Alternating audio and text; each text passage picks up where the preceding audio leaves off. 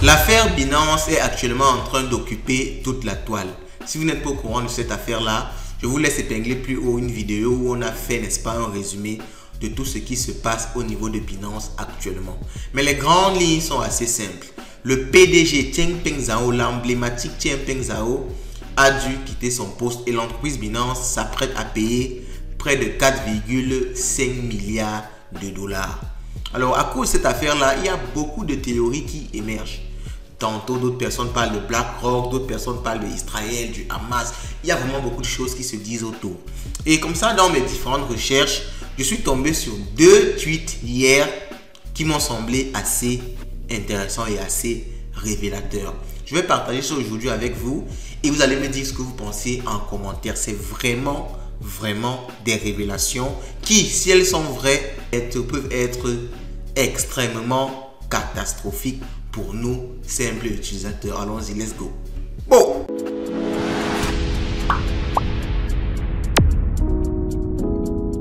Le premier tweet sur lequel je suis tombé, c'est celui de Morgan Fuck. Alors, je ne sais pas s'il prononce bien son nom.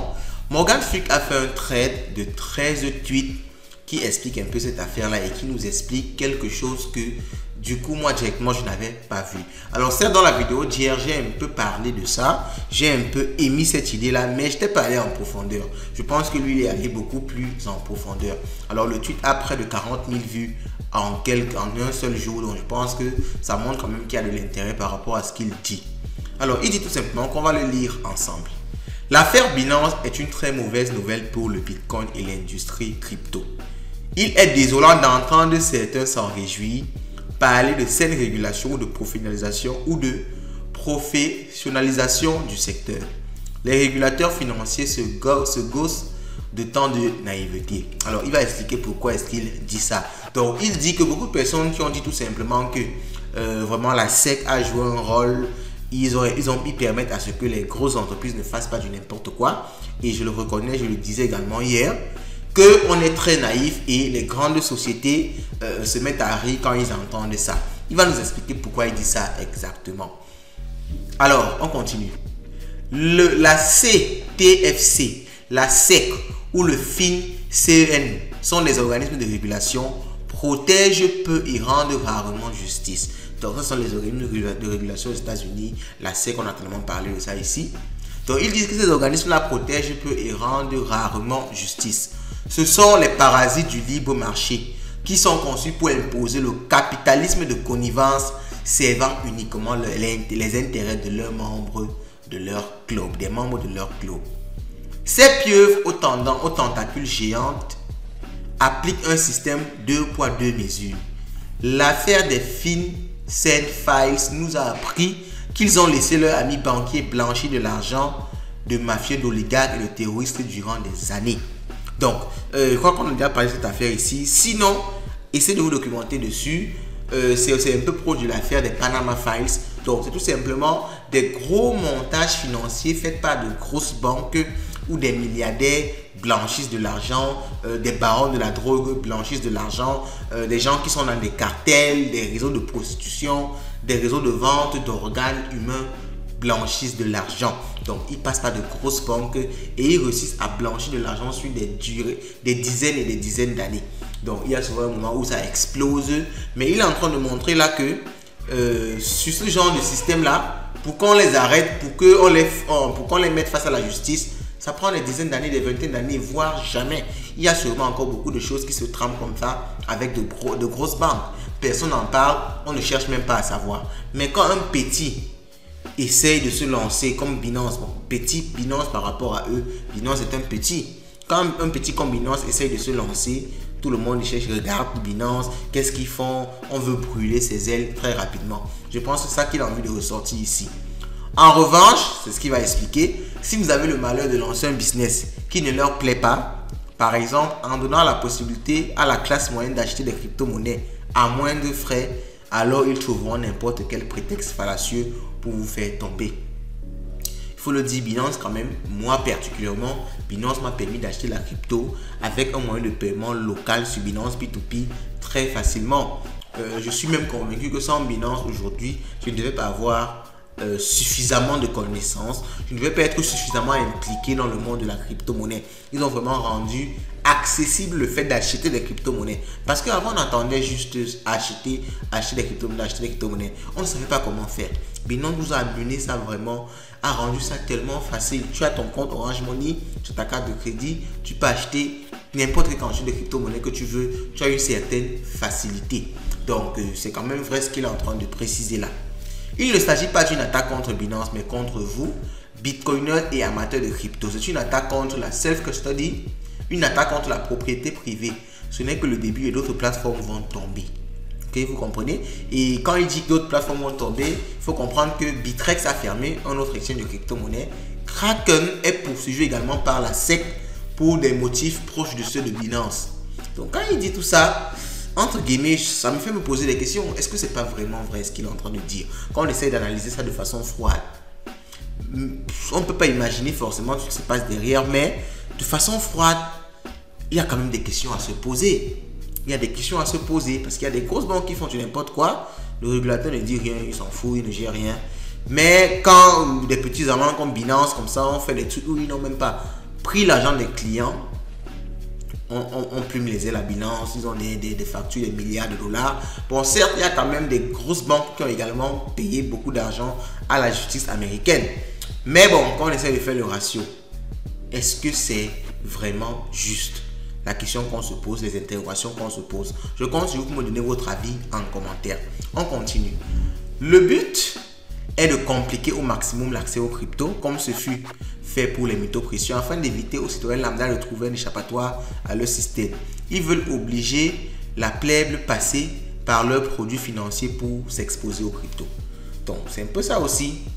Si on réduit au maximum la facilité que vous avez d'acheter des crypto-monnaies, vous allez vous tourner vers les ETF Bitcoin qui vont lancer d'ici peu. Et là, ils vont encore bénéficier énormément. Donc, est-ce que c'est pas vraiment ça au final, qui n'est pas ça qui est caché derrière? Pourquoi est-ce que c'est qu'on lance l'ETF Bitcoin que finalement cette affaire de Binance là se ferme maintenant? Depuis cette affaire, ils disent qu'ils observaient Binance depuis 2018. Depuis 2018, c'est en 2023. Et au moment des ETF Bitcoin, on commence à avoir tous les éléments qui veulent clouer Binance. Est-ce que ce n'est pas bizarre ça? Dites-moi votre avis dessus, parce que moi je trouve ça vraiment bizarre. C'est également la raison d'être des ETF Bitcoin issus par le Léviathan financier comme BlackRock. Leur lancement sera aussi une très mauvaise nouvelle qui s'accompagnera de plus en plus de régulations et qui va peut-être même vous empêcher de posséder vos cryptos vous-même. Ne croyez pas que ces organes de régulation qui imposent des sanctions économiques à tout va veulent votre bien ou vous éviter un scam à la FTX. Ils ne combattent ni le terrorisme ni la fraude, c'est précisément l'inverse. Ils l'autorisent sous condition. C'est fort ce qu'il dit. Ce sont ces mêmes personnes qui ont empêché l'aide humanitaire d'arriver en Syrie après le séisme. Ce sont ces mêmes personnes qui ont condamné des millions d'Iraniens à crever la dalle entre eux. Ce sont ces mêmes personnes qui se rendaient chez Epstein, etc. Il faut comprendre que les États-Unis ont quand même beaucoup de marmites sales. Les États-Unis ont beaucoup de marmites sales. Ils ont fait tellement de choses. Ok, il a pris quelques exemples ici. Empêcher l'aide humanitaire en Syrie. Vous comprenez maintenant avec la guerre entre Israël et le Hamas. On soutient Israël pendant que des milliers de personnes meurent à Gaza. Bon, moi je ne suis pas en train de supporter un ou de supporter l'autre. Je dis juste des faits. Ok, donc entre guillemets, ce sont ces mêmes personnes-là qui sont en train de clouer Binance et qui vont en quelque sorte favoriser leurs pions, leurs chevaux, les BlackRock, les Coinbase, ceux qui sont avec eux. Je crois que c'est finalement ça, hein. Janet Yellen, secrétaire du Trésor américain, a déclaré « Je veux m'assurer que les gens comprennent vraiment à quel point cette surveillance est sans précédent. » C'est un peu plus clair, c'est on ne peut plus clair. « You will own nothing and you won't be happy. » Donc ça c'est la phrase que le célèbre Klaus Schwab du World Economic Forum avait sorti. Alors on va même reparler de ça tout à l'heure. Gardez ça en tête. Klaus Schwab, le World Economic Forum. Les prochaines étapes, outre le contrôle total de nos capitaux, seront les CBDC et les CBDC. Je crois qu'on a parlé de ça sur la chaîne. C'est les monnaies de banque centrale qui seront comme des crypto-monnaies mais qui seront adossées à l'État. Le revenu universel, l'abolition progressive de la propriété privée. Si vous aimez le pass sanitaire et les PICUS, vous n'allez pas être déçu. Identité numérique en Europe, en UE.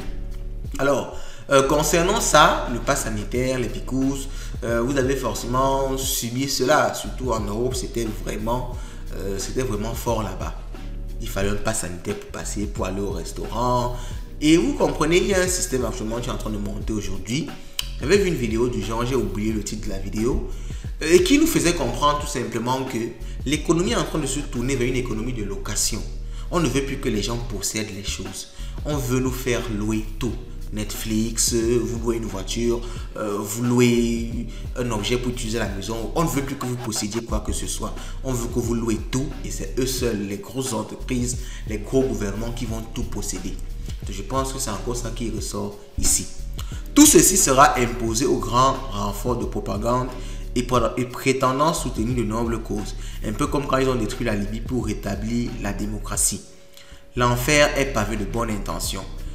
13 en dernier, il dit l'inflation est un impôt déguisé pour se débarrasser de la classe moyenne. La régulation financière est un outil pour détruire le capitalisme et prévenir la libre concurrence. Nous y sommes déjà.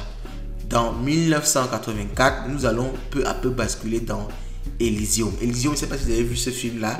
Ça racontait tout simplement un monde où il y avait des grands gouvernements, des grandes entreprises qui gouvernaient quasiment toute la population, les maintenaient dans la souffrance, les maintenaient dans l'esclavage. Et il y avait des grandes personnes à la tête qui étaient chargées de faire tout.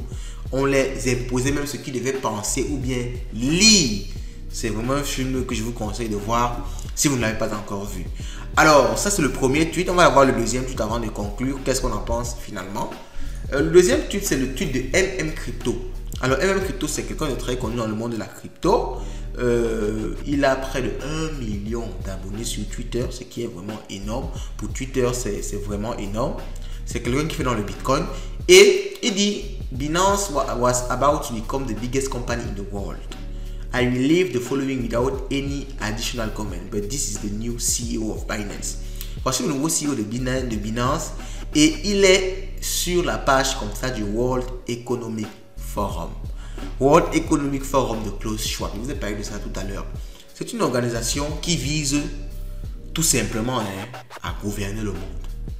Il cherche toujours à mettre en place des éléments qui vont favoriser des collaborations entre pays. Il cherche toujours à mettre des éléments à l'échelle mondiale pour en quelque sorte gouverner le monde.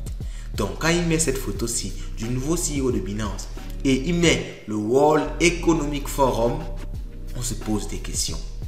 Est-ce que cette attaque à Binance là n'était pas finalement une ruse pour placer une de leurs personnes en tête? Est-ce que ce n'est pas une ruse pour favoriser leurs entreprises comme les BlackRock? Vous savez que les BlackRock sont aussi dans le World Economic Forum. Est-ce que les coïncidences ne sont pas trop proches? Attention. Attention. Donc, vraiment, ça m'a fait me poser beaucoup de questions. Et je pense qu'il faut vraiment se tourner vers des solutions de self-custody. Gardez vous-même vos crypto-monnaies dans des wallets décentralisés. Si vous avez un wallet physique, c'est encore mieux. Ledger, Tengen, dans le pire des cas, gardez ça dans des wallets comme MetaMask, comme Trust Wallet. Je pense que c'est vers là qu'il faut se tourner rapidement. Parce que quand ces gens-là vont entrer avec le ETF Bitcoin, quand ils vont clouer les exchanges comme ils sont en train de le faire actuellement, faites très attention. On risque de se retrouver dans une structure où on ne possédera plus rien. Parce qu'il suffit qu'un décret tombe et on dit que tout l'argent dans les exchanges sont bloqués, vous ne pouvez pas retirer. Vous allez faire comment si vous avez gardé toute votre fortune sur un exchange? Cette affaire de Binance-ci, je pense que au lieu de nous inquiéter, ça doit nous donner des leçons. On doit chercher à tirer le maximum de leçons maintenant. L'heure peut être très grave demain face à ce qui est en train de venir. Si ces révélations-ci, si ce qu'il dit ou ce qu'ils disent s'avère être la vérité à 100%. Dites-moi ce que vous pensez ça en commentaire et on se dit à la prochaine.